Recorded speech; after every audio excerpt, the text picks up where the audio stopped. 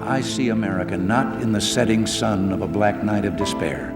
I see America in the crimson light of a rising sun, fresh from the burning creative hand of God, who have brought light where there was darkness, warmth where there was cold, and peace where there was only bloodshed. We're a powerful force for good. With faith and courage, we can take freedom's next step.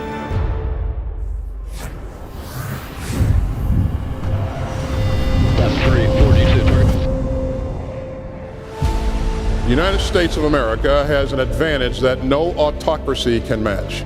Our combination of free enterprise, free minds, and free people. So what kind of strength leads to peace and prosperity in 2022?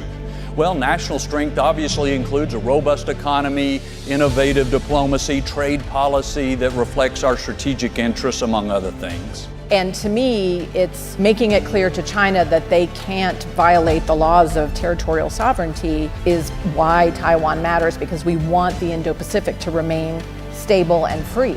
The people in Ukraine remain foremost on our minds. Russia poses an acute threat to the international system, as illustrated by its ongoing war of choice and its brutal tactics. Even in times of challenge, our democracy is a powerful engine for its own renewal. So I will put the American system up against any other, and I'll do so with great pride and total confidence. We've lighted the world with our inventions, gone to the aid of mankind wherever in the world there was a cry for help, journeyed to the moon and safely returned. So much has changed, and yet we stand together as we did 2 centuries ago. Today's is the finest fighting force the world has ever known. There's no other military that's stronger, more capable, more experienced, or more innovative. But that's not a birthright. It's not guaranteed.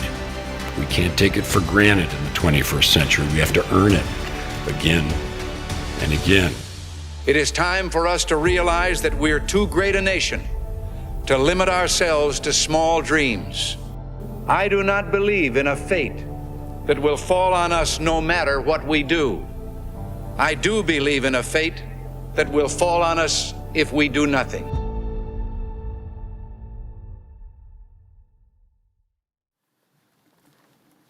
Thank you. Please be seated. Well, since we launched in 2013, the central theme of every Ronald Reagan National Defense Forum has been the guiding philosophy of President Reagan's foreign policy, peace through strength. But as this audience in particular knows too well, we gather today in a year unlike any in recent memory. The peace has been shattered. War has returned to Europe. But 2022 was also the year that forces of democracy showed incredible resilience, and Ukraine is now the front line of freedom.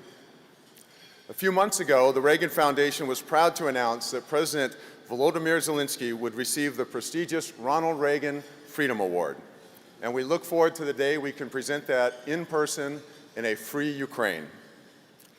President Zelensky has become far more than the defender of his people. As President Reagan would have known, his nation's struggle is our struggle, and the struggle of people everywhere who cherish liberty and peace.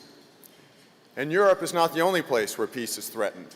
In the Indo-Pacific, tensions are rising again, and the specter of conflict in that region is looming. In this world of upheaval, the demand for peace through strength takes an even greater urgency. The importance of working with allies abroad and across the aisle at home has never been so critical. So I want to offer a special welcome to those joining us today from overseas. Defense Minister Kaikkonen of Finland, a new member of NATO, and Minister Ning from Singapore. We also welcome ambassadors from Finland, Singapore, Australia, Sweden, Norway, and Taiwan. Today's participants also represent what has come to define the Ronald Reagan National Defense Forum, an unwavering partnership across the aisle here at home. The speakers are of the stature that you've come to expect from the Defense Forum. We're pleased that Defense Secretary Austin has joined us again, and we're especially thrilled to have Director of National Intelligence Avril Haines, the first DNI to join us at the Reagan Defense Forum. And on panels, you'll hear from a host of bipartisan leaders of Congress. It's often said that politics stops at the water's edge. And when it comes to national security, it seems to me that politics also stops at the entrance of the Reagan National Defense Forum. It's because transformational ideas like peace through strength transcend politics. They erase the red and blue lines we've drawn to divide ourselves. In his farewell address to the nation from the Oval Office that chilly January evening, President Reagan reflected on the new strategy that his administration had established for national defense, and he celebrated the achievements that have been made toward ending the Cold War. He offered us these words, and I quote, "The lesson of all of this was, of course, that because we're a great nation, our challenges seem complex. It will always be this way. But as long as we remember our first principles and believe in ourselves, the future will always be ours." Well, do Americans today remember these principles? Do we believe in ourselves? And can the future be ours? That is the question our first panel will take up. It's become our tradition here at the Forum to begin with the findings of our annual Reagan National Defense Survey. That way our conversations throughout the day are grounded in what the American people believe. So please welcome our first panelists, co-chair of the Defense Forum and House Armed Services Committee Chair Adam Smith, Senator Deb Fischer, Microsoft Vice Chair and President Brad Smith, political strategist Karl Rove, and moderator Abby Phillip of CNN. Please join me in welcoming them.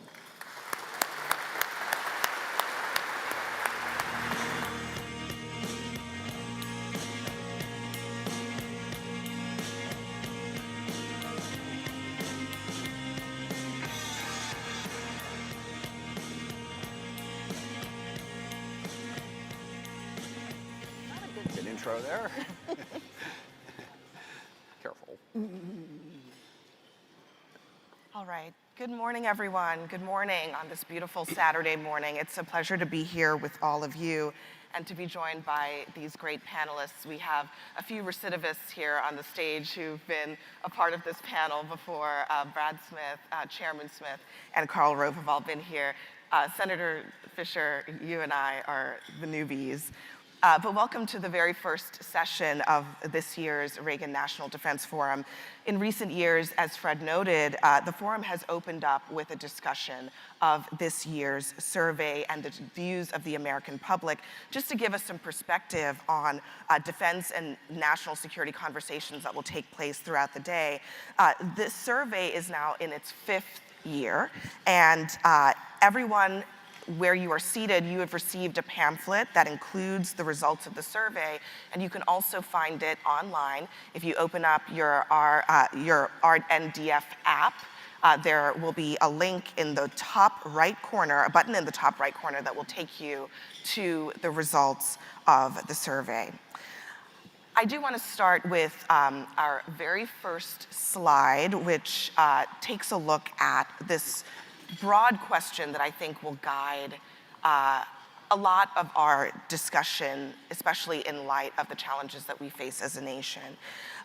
This question asks about whether the United States, the American people, want more engagement, less engagement, or it depends. And as you can see in the numbers, the number that says they want the US to be more engaged has really gone down dramatically in the years since we've been doing this survey, since 2019, and now it's only at about 40%. But Karl, as you've noted, that number, those people have shifted not to, they want us to be less engaged, but they've shifted over to the side saying that it depends. Yeah. And you've noted that that means, in large part, they are giving their political leaders a little bit of trust on this issue. It strikes me that as we sit here with Russia invading Ukraine, China eyeing Taiwan, that trust deposit is now coming due. And do you think the American leaders, political leaders at this moment, are adequately preparing the American public for what leadership on the world stage will need to look like in the coming years? Well, I hope you're right that the doubling of the percentage of people who say depends is an acceptable sign. I'm not certain I agree with that. It makes me nervous.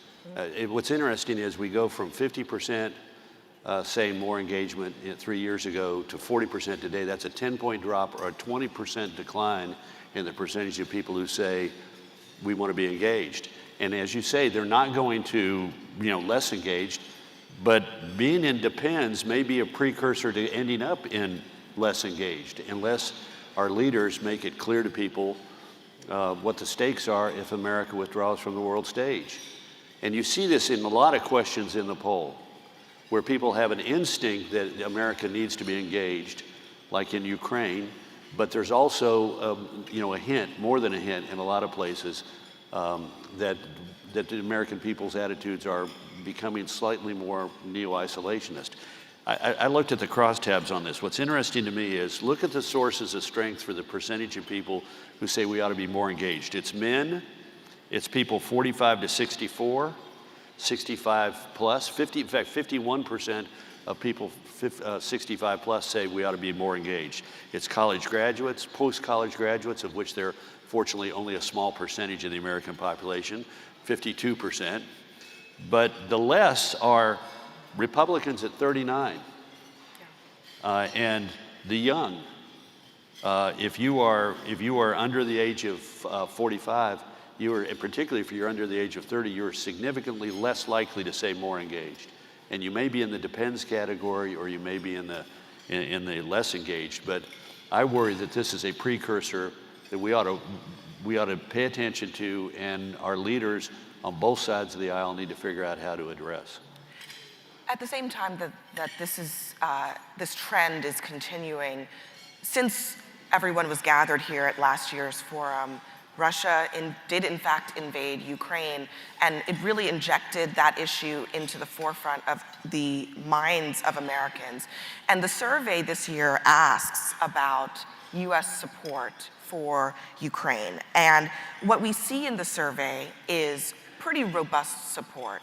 Support for US military aid, support for US efforts to bolster Ukraine and bolster democracy abroad. And Senator Fisher, I wonder, as we are on the cusp of the Congress and the House side changing hands and Republicans coming into leadership after the midterm elections, do you expect that in Washington, especially on the Republican side, the Republican leadership will continue to demonstrate support for Ukraine, especially when it comes to military aid? The Biden administration asking now for $37 billion in additional aid for Ukraine. I believe the American people have a good understanding of how important it is that America be a leader on the world stage, and that the world is a safer place when America is involved and does lead. I think that is shown by the amount of support we see, bipartisan support, that we see for Ukraine. But I also think, back to the first question, when it says, it depends. It depends. And I think the American people were war-weary with Afghanistan. I believe that was a tipping point on how we had the withdrawal out of Afghanistan, and I think it made the American people question more. And how do we address that as policymakers? I think we have to be honest. I think we have to be more transparent. I've been pushing the department to try to declassify some of the material that we see on the Armed Services Committee every day, all the classified briefings that we go through, because I think if the American people understand the threats that we face, then they will be more supportive of what we need to address those threats. That's then reflected in the budget that we accept. It is what we put into NDAA, and the American people will have an understanding when the House and Senate Armed Services Committee want to plus up that budget because of the needs that we see out there, and for certain programs whether it's putting the study in for Slickum to keep that in the budget, or a B-83 gravity bomb, to have the understanding on why that is needed. Because deterrence, I am a strong proponent of deterrence across many of the options that we present to a president in meeting the threats that we face. Deterrence is better than reacting after the fact. I do want to get to the budget questions a little bit later. We'll return to it. But to kind of bridge this gap between Ukraine and China, just in the last 24 hours, you don't have to be here long to know China is really what is on everyone's mind. And in some ways, how the United States public has responded to the Ukraine crisis has become a little bit of a proxy for the coming conflict with China. And Chairman Smith, I wonder, do you think, what is your view of whether the American people will be prepared to do what is necessary to deter or confront China if it comes to that down the road? Well, really, it's three things. And moving back to the first two questions. Number one, we cannot underestimate the 20 years of conflict between Iraq, Afghanistan, and what we used to call the global war on terror. America has been actively engaged militarily in the world in a way that most people in this country don't think was ultimately successful. We lost a lot of lives, it just disrupted it, and it sort of built in this feeling that America was too engaged in the wrong way in the world. Now, there's a lot that went into those decisions, okay? And it's easy in hindsight to say we should have done this or we shouldn't have done that. But I think when you're trying to figure out how do we get the American people to engage on a foreign policy and a national security policy that they can support, there's a certain amount of humility that every single one of us has to have in making that pitch. And that was 20 very, very difficult years. So we got to understand what our role is going to be in the world and emphasize that it's not even going to primarily be militarily. It's going to be about partnerships and alliances and development and diplomacy, that there are other ways to engage and bring the world together that don't just involve dropping bombs on people. And we need to make sure we make that balanced case, which is the second thing. We have to clearly articulate why we are engaged in the world. And I think that's the biggest problem. It's got different ideas over here.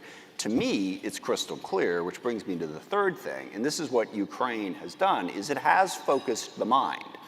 Prior to Russia invading Ukraine, a lot of the threat, as we got further and further away from 9/11, was sort of theoretical in the minds of most people. Oh, China's not going to invade Taiwan, Russia's not going to invade Ukraine.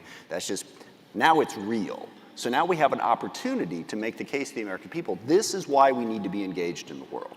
Because we stand, and I know it's almost cliche at this point, a rules-based international order that builds towards greater peace, greater stability, and greater security, not just for us, but for everybody. And on the other side of it is Xi and Putin and Iran and North Korea and a lot of global terrorist organizations who want autocracy, who want violence, who want to do. We need to work cooperatively, not America first, not we're the ones who are going to come in here and tell everyone else what to do, cooperatively with a large group of nations to build a better future for the world.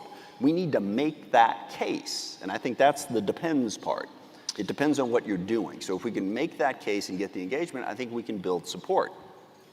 Yeah, I hate to be the worry wart here, but I agree with you. And take a look at this. In the poll, 82% of the American people feel that Russia is an enemy or something of an enemy. So we got 8 out of 10 people saying it's our enemy. And yet a third of the people say, you know what, we got enough problems at home, we shouldn't do more. And our leaders, I think you're right, need to make the case, not simply about, big nations attacking little nations and upsetting the international order, but we've got to make it clear to the American people that the interests of the American economy, the American worker, are at risk here. Yeah, well, as you know, it's all about a narrative. That's what I'm going to tell you. If you're trying to win a campaign, you got to have a narrative. This is what everyone says after you lose a campaign. Oh, we didn't have a narrative. So a lot of people are saying that right now. But that's it. We have to build that larger narrative. And in part because there's been things going on domestically that have slightly distracted us, as we're all aware, we have to build that narrative.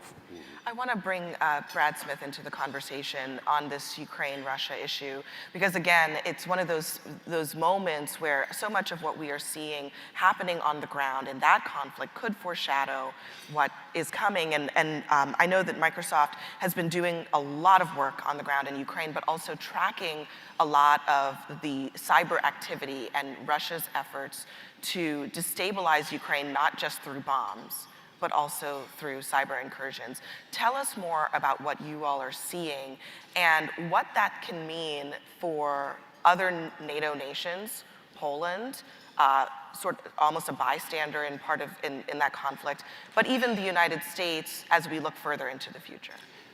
I'd love to, and I'd put it maybe in the context of what we've been talking about so far. First of all, if you think about the question of the day, should people in the United States be worried enough about a war in Europe to want to do something to help Europe defend itself? This is not new. It was the question of the year in 1915. It was the question of the year in 1940. And I suspect if you had opinion polls from 1915 and 1940, we would see more support of the United States in 2022 than probably either of those 2 years. And I think that's a good thing, in part because of the principles that are at stake, but also because the geography and physics of the world have changed. And this, I think, is the connection to your question. For 200 years, we had the luxury of being separated from the world by 2 vast oceans. But when it comes to cyberspace and indeed outer space, that's irrelevant. When it comes to cyberspace, we're talking about weapons that literally move at the speed of light. And what we saw in Russia and Ukraine was a cyber war that began 12 hours before the kinetic war on the 23rd of February. Those were the first attacks that were unleashed, and they were first observed not in Kyiv, but in Redmond, Washington, because the nature of the internet and threat intelligence makes it possible to detect these things worldwide. And what we've seen, even in the last month, is evolving Russian tactics in this war. First, I think it's fair to say that the fundamental Russian strategy for the winter is to degrade, if they can, electricity in Ukraine to a point that becomes less tolerable for the Ukrainian population, that runs the risk of causing another flight of migration into Poland and elsewhere. And they are combining kinetic weapons with cyber weapons. So that's the first thing. The second thing we're seeing that I think deserves more attention than it has received so far is that at the same time that the whole world was talking about one errant missile that tragically killed 2 people in a farm, we detected and confirmed 6 cyber attacks launched by an arm of the Russian army, the GRU, against targets in Poland. Disguised as ransomware, what we call this prestige ransomware, that's how you create plausible deniability. But with technology, especially now with data and AI, we can trace this back to the source. And that kind of expansion, I think, should give us concern. And the third thing we're seeing is, I think, in some ways, perhaps the single area where I feel the Russians are the most sophisticated. It is the combination of not just military operations as we conventionally understand them, but we call cyber influence operations. The use of these campaigns, potentially, as we should be looking ahead to the winter, to try to degrade the very thing we're talking about here, public support for Ukraine. And that's an issue in the United States, but frankly, it is even a bigger issue in Poland, across Eastern Europe, in Germany. That's probably where the Russians, one might predict, will focus even more of their attention and energy. And Chairman Smith, do you have a view on the country's preparedness for some of those challenges? The type of warfare that we could be seeing, that is both military and also cyber in nature. The American public, at least according to this survey, seems to be aware of that growing challenge, and our policymakers responding. Yeah, a whole bunch of views on it, as a matter of fact. First of all, I mean, people tend to freak out that we're not prepared for things. I used to joke that when I first got in the Armed Services Committee, I thought that's what we did. People came over from think tanks in the Pentagon and described a threat to us. And you can be sure of several things. Number one, whatever we thought the threat was, we were crazy underestimating it. If you thought we were ready, there's no way we were ready. It was just like freaking people out. So I'm not a fan of that approach. Figure out what the problem is, and let's figure out how we can address it.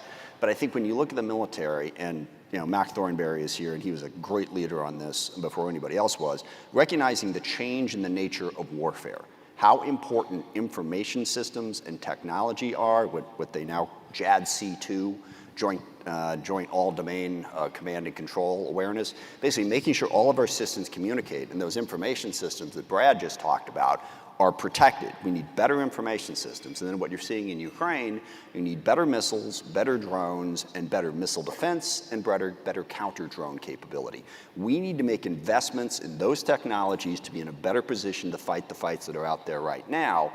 That's the part most people agree with, but then we get into the whole debate over legacy systems. And by the way, I've got nothing against legacy systems if they are helpful to what we need to do right now. Okay? Just because it's old doesn't mean it doesn't work anymore. The older I get, the more I believe in that statement. But the point is, you need to look at what is the fight. And the fight, what we're learning in Ukraine is, again, got to have the best information systems, got to be able to get the information where it needs to go, got to be able to protect it, which brings us back up into space in a major way. And we've got to make those investments, and then missiles, counter missiles. And if you're building a lot of, well, final point.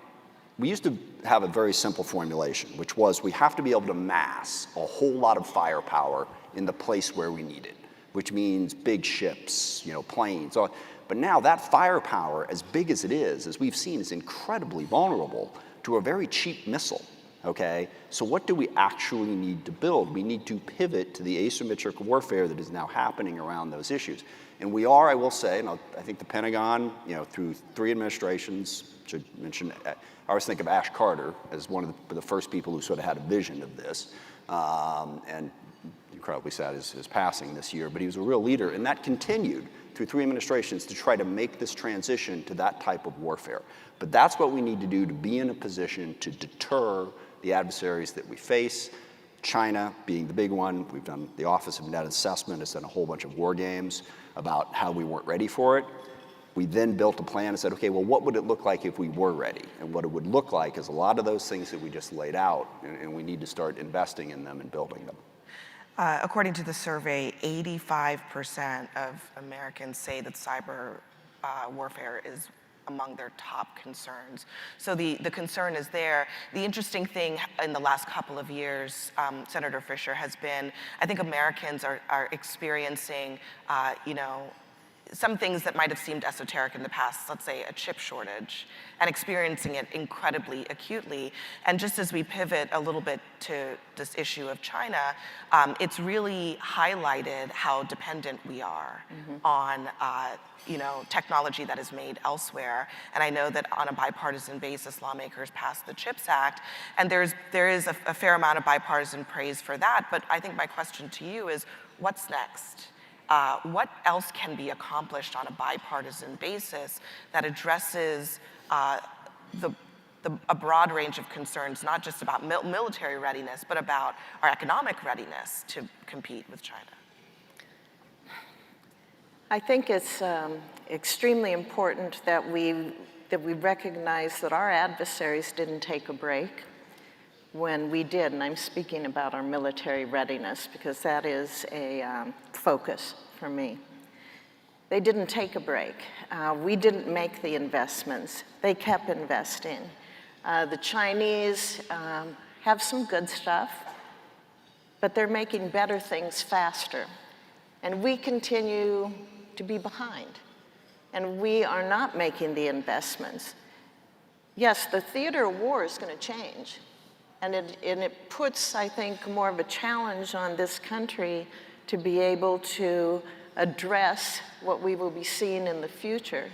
And when you don't put the funding into research, don't put the funding into making sure that you can move ahead on plans faster, we fall further and further behind. We've all heard the Chinese say they're going into Taiwan by 2027.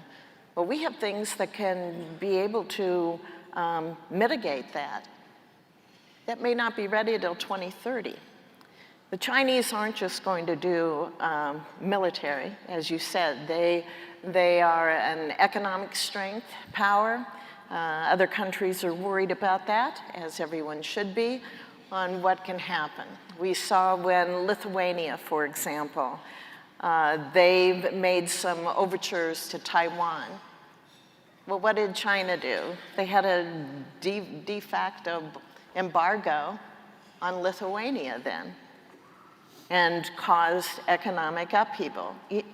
When we look at Ukraine, when we're looking at a country that, about 45% of their economic vitality has dropped because of this war, that is just as important. It is just as vital for that country to be able to fight back or work with allies to be able to get through that in this long war that we are going to see in Ukraine. So I agree, we have to establish and keep strong relationships with our allies. We need to be able to step up and provide what's needed. But I think many times it's easier to look past the basic military needs that we have in this country because we feel that warfare will change. My point is, yes, warfare will change, but we have to have the basic military needs met. The politics is at the doors of the Reagan National Defense Forum, but it is actually a kind of bipartisan agreement, at least in the last 2 years, that Congress has given the Defense Department more than the Biden administration has asked for. We've worked really well on that with the House Armed Services Committee, with the Senate Armed Services Committee. There's been, I think, a good working relationship, a good partnership to be able to address those needs and maybe put a little more pressure on the White House, on any administration. That is our job. That is our job, to be able to work with any administration that comes forward and push back when need be. Chairman Smith, I mean, why is it that the Congress has repeatedly had to plus up the defense appropriations in the last couple of years? The last couple of Congresses, well, it's not terribly complicated, actually. You know, the White House is also very concerned about the non-defense portion of the budget, and it's always a negotiation. It's going on right now. You know, so it's part of the negotiating approach to how we get to a final appropriations deal on that. But also, I think that the White House and on the D side, you know, we don't believe that you should just spend more money. I mean, a lot of times I get these requests, we got to plus it up by $20 billion. And you ask the question, well, what would you like to spend it on? Well, we just got to plus it up by $20 billion. I'm really kind of focused on where do you spend it? Because you can spend money in a way that is not positive. I always quote, there's a VC that I've worked with who said, he has not yet met the organization that can't have its budget cut by 10% and get better at what it does. I said that to Secretary Austin. He didn't think much of that comment, by the way, just in case you're wondering. So, and I'm not suggesting that we cut the Pentagon by 10%. I am suggesting that we don't just throw money at them, that we pay a little bit of attention to where it goes. I want to pivot a little bit to another portion of the survey that has in recent days, you've probably seen, gotten a little bit more attention. It has to do with how the American people have confidence in our institutions. And the military remains one of the most trusted institutions, but a plurality say in this survey, Carl, that they are concerned about military leadership. Republicans largely drive this, concerns about so-called woke ideologies. This was actually asked in the survey. And, you know, as I read this, I mean, as a political journalist, it's not new to me, this idea, but it was striking to me how it has penetrated into at least some sections of the American population, particularly Republicans. But my question to you is this real, or is this just a reflection of partisanship that suddenly about a third of Americans say they're concerned about woke ideologies penetrating military leadership? Yeah, well, look, we're in a secular period where confidence in all our public institutions has been dropping. So you could sort of say, oh, well, we don't need to worry about this because it's part of a bigger problem. We solve the bigger problem. We solve the problem of confidence in the military. That's not what this survey says, though. If you take a look at it, it asks what has decreased your confidence in the military. Three things stick out. 34% of the people say it is the performance of our commanders.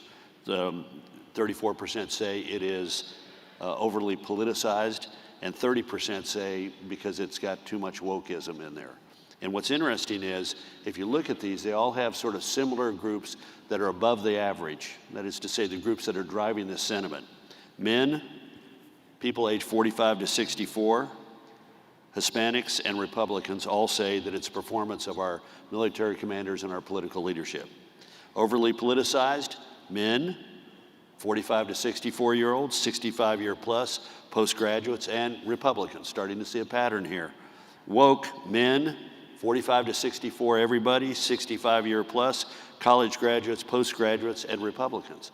So we've got an element out there that's saying, in essence, we like the military, but we've got growing concerns about things that are diminishing our confidence in them. And this needs to be addressed by policy leaders, in my opinion. It needs to be addressed by policy or politics? Well, look. Should be policy. Yeah, it should. Well, what is the policy prescription to fix that? Well, I'm not certain I have the exhaustive list, but for example, going back to what Adam was talking about, what the chairman and the senator were talking about, yeah, okay, great. We've got great leadership, bipartisan in both houses, bicameral, that says we're going to plus up the military budget. But maybe we need the administration to be saying we need to plus up the military budget as well. I think the attitude of the White House tends to be, you know what, this is taken care of by Deb and Adam, so we can send in a soft number. And that's not a good sign. We need to have the president, supported by Republicans and Democrats alike, making the case for why America's military is in a precarious place in the dangerous world that we're living in, and that we need to, as a country, put more importance into military spending and improving our military. And my suspicion is we'd see some of these numbers change if there were some policy changes. You know, it was not helpful, I think, to say, I think it was the second paragraph of the budget submission on defense that said, look at all the money we're putting into climate. Second paragraph. May have been the first, but it was right near the top. And those kind of things, the administration saying, okay, don't worry, Chairman Smith, Senator Fisher are going to take care of this problem, send them a low number. That kind of thing is emblematic of an attitude that's not helpful to solving the problem that this poll says we have. Well, I should say... I'm sorry, look, it's perfectly fair to say that, and I should have said this in the answer to the first question, look, within the Democratic Party, there is less support for spending a lot more money on the defense budget. So if you're a Democratic president, you're factoring that in when you're figuring out how to send the budget up. And we have to build a better narrative for why spending money on defense actually does make sense. Now, Ukraine is helping, because your survey also shows that Democrats support helping Ukraine more than Republicans do. And that's starting to have an impact on that. I mean, I had an interesting meeting with a left-leaning group that their first request was, we have to give Ukraine everything that they want, and their second request was, we have to cut the defense budget. And I was like, you know, those two things, so we got to make that case better. One of the big themes... And we have that we need to increase the defense budget, but we need more oversight on the spending for Ukraine. Yeah. I'm sorry, but the whole oversight of the spending on Ukraine thing makes me a little crazy for two reasons. Number one, the focus on that is part of Russian propaganda. All these stories about how the money isn't being spent wisely, it's going all over the place, it's coming, and Brad, maybe because let's have Brad monitor the whole thing. Second, Ukraine is spending the money really well. That's why they're winning, okay? So I think, yes, we need oversight, but we don't need that as an excuse to not fund what we're doing. So before Brad, I want to, in a moment of bipartisanship, join with you heartily in this. I just wish the 7 years that I spent in the White House, the members of your party had the same attitude about the global war on terrorism spending, because we spent a lot of time fending off or dealing with oversight requests and blah, blah, blah, blah, blah. I'm sorry, but I think the Ukrainians are spending it a little bit better. I'm just going to go ahead and say that. Let me interject here. I agree with you, but the principle still remains the same. It's a pain in the ass. It is. Let me interject here, because a big theme, I do want to stay on this for a moment, because a big theme in this survey has been this question of there's a real unease in the American public about what is going on domestically. And it shows up in two places. The first, just simply asking them, where are the biggest threats coming from? 40% say from within, more than any other category, more than from outside, more than say both from within and outside. 40% say the biggest threat is coming from within, and a lot of Americans in this survey are also saying that they're concerned about political divisions leading to violence, political divisions domestically leading to a lack of security for the United States. Brad, the part of this that I want to ask you about is on the disinformation piece, because Americans seem very aware that disinformation is a part of the ecosystem. They're aware of it, they believe it, they believe that foreign governments are trying to influence them. And you've seen this happening just in the last few months in Ukraine as well, where Russia has been planting narratives about inflation and about energy in European markets. So what is coming for Americans, and how do we get ahead of this challenge? Well, first, I think it's just important to recognize how critical it is. And I think one of the most interesting things about this year's survey is that the question was asked. And lo and behold, once you ask the question, you get this reflection from people that the divisions within are a great concern. I think it connects very quickly to fundamental questions about how to manage this issue societally. In a democracy, I think that the role of the government is inherently limited whenever you're talking about the free debate that you need a country to pursue. And I think for lots of good reasons, people have oftentimes just as many concerns about the role of tech companies as they do about the government itself. And so I look at it and say what we need to do, I'll just approach it from our industry's perspective, is two things. One is stay true to the values that have long been important here, namely free expression, and a recognition that censorship is not the answer. Instead, the answer to ideas that we think are bad or information that we think is flawed, I think is always to provide people with what we hope are better ideas and more and better information. And this then connects directly with what I think we're doing, certainly as a company, where you see the sector start to go. The biggest risk, in my view, is the feeding of divisions within from cyber influence operations from without, specifically the Russians and the Chinese, to some degree the Iranians, but the Russians are the most prolific. The Chinese have the greatest capabilities in this space. And just as in some ways, the first step in defending against all what I'd call traditional cyber attacks is to detect them. We are and need to hone our ability to detect these kinds of, say, Russian and Chinese cyber influence operations.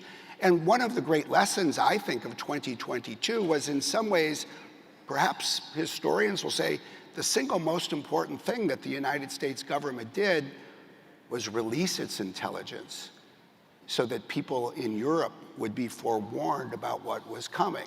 And in the same way, we have the opportunity to take our intelligence and our threat detection, and just as we attribute a ransomware attack in Poland to the Russian military, identify, report, and attribute these kinds of efforts to, say, the Russian military, the Chinese government, and the like. And then we at least have a foundation for a media-savvy and informed debate. And that will never solve every problem, but but I also always think it is the fundamental foundation in every democracy for trying to keep the public together. And as Chairman Smith was referring to, this debate over oversight on Ukraine funding, it strikes me is very much driven by a lot of online conversation, by a lot of cable news conversation.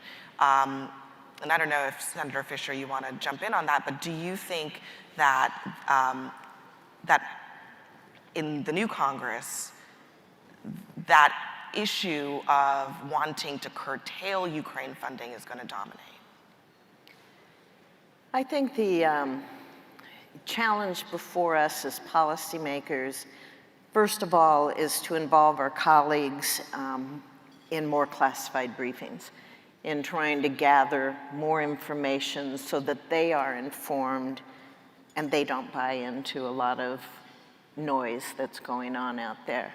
Secondly, I go back to the fact that we have to be more transparent with the American people so that they can filter through the barrage of information that they receive, and that they then are better able, more capable of discerning for themselves what the truth is on information.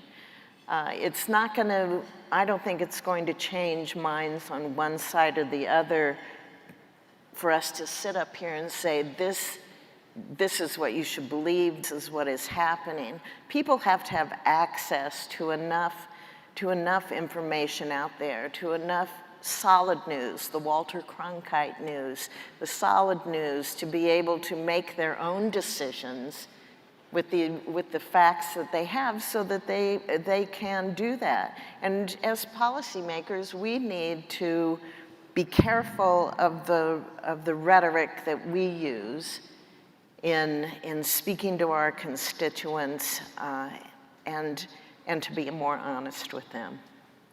Chairman Smith, do you expect that the NDA will be approved this year and that there will be an omnibus spending bill approved this year as well? Yeah, again, just one quick thing on the messaging piece.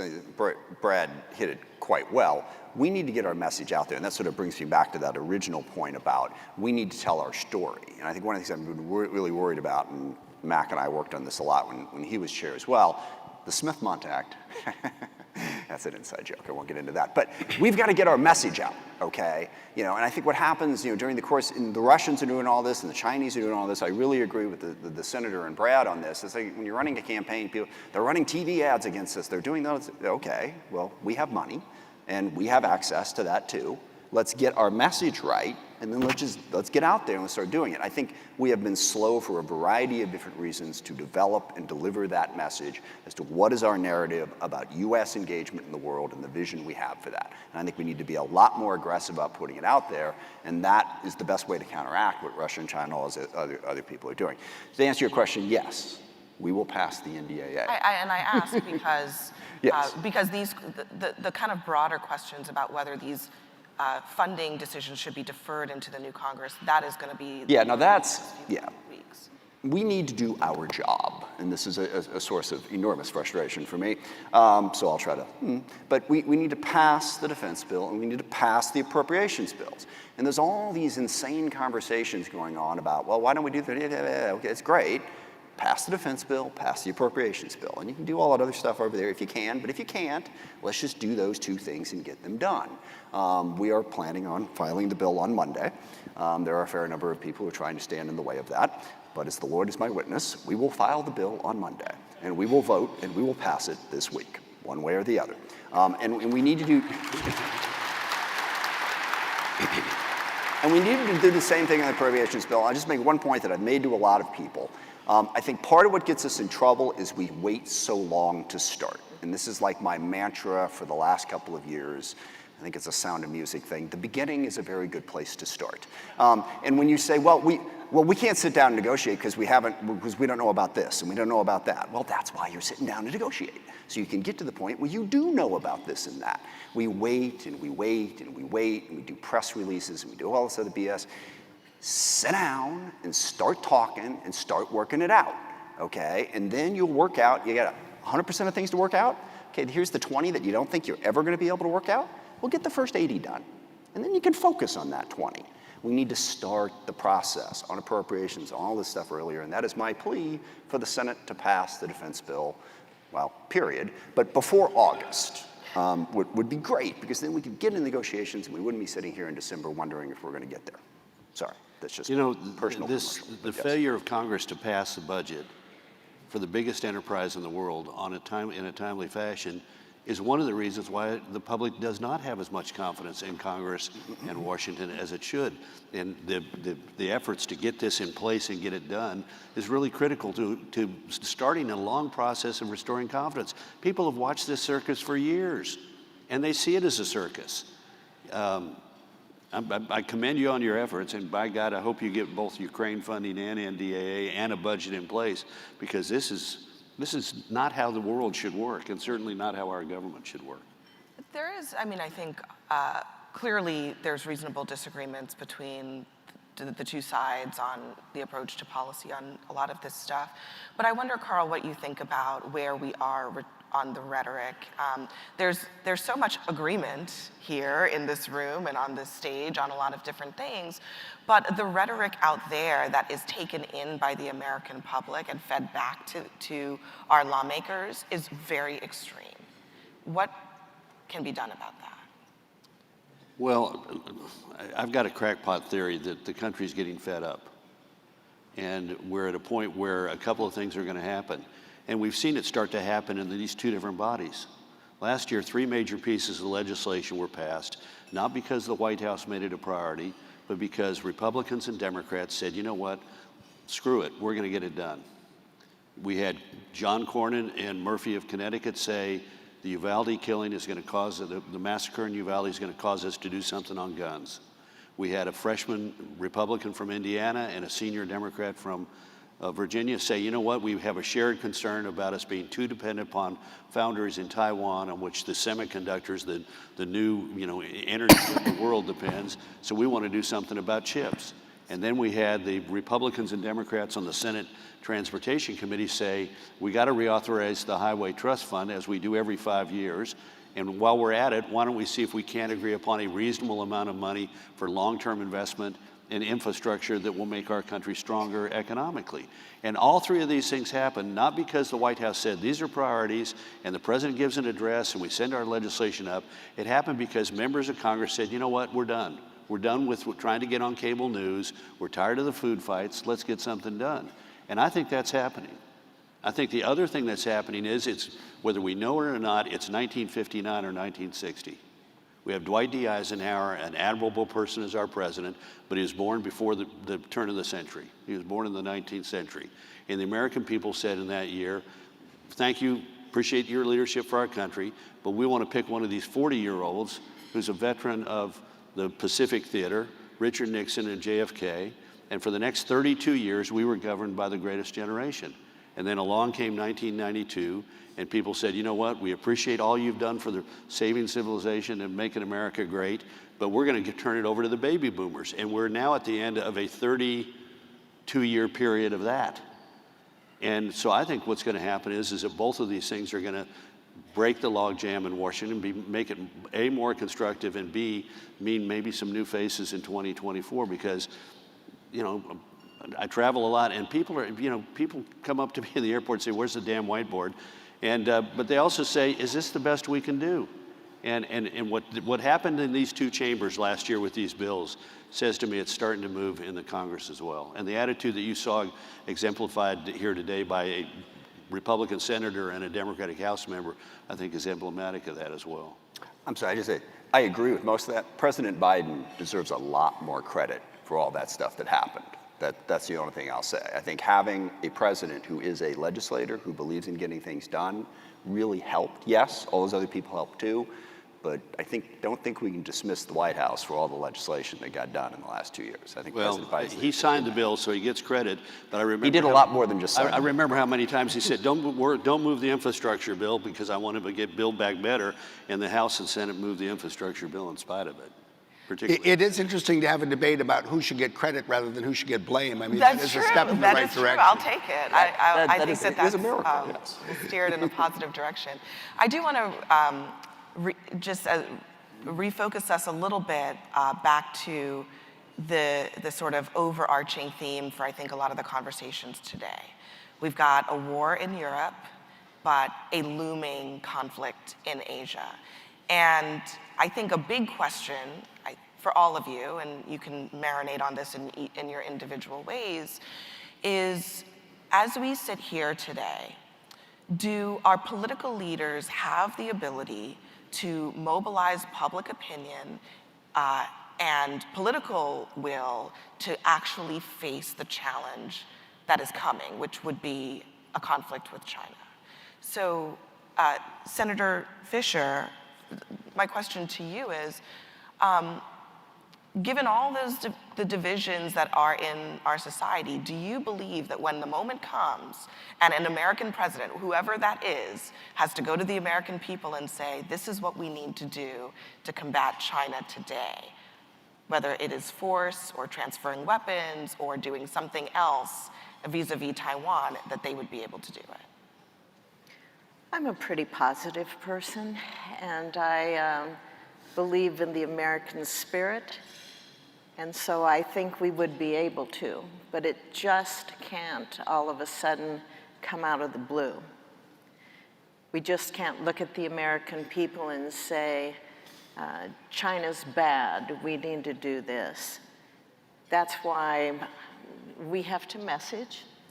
We have to be able to explain to the American people the threats we have. We have to decide who we are as a country and be able to come together and provide support for whoever the president would be at the time in order to face those challenges. If we can start now, if we can tie all that together, I believe the people of this country have always stepped forward when needed, and they would do so again.